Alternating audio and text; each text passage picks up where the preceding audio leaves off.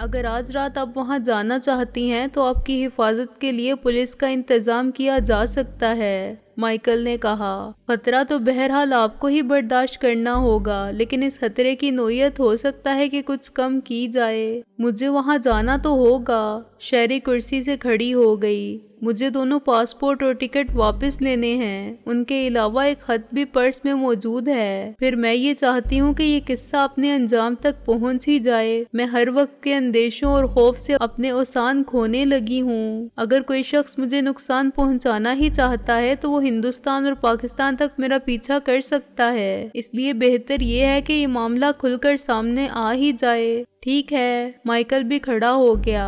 ऐसी सूरत में कुछ लोग आपको हिफाजत करते रहेंगे, आप परेशान ना हो। शेरी मुस्कुरा दी। वो जानती थी कि ऐसे मौकों पर पुलिस की हिफाजत किस किस्म की हुआ करती है। पुलिस की तफ्तीश वारदात हो जाने के बाद ही शुरू होती है।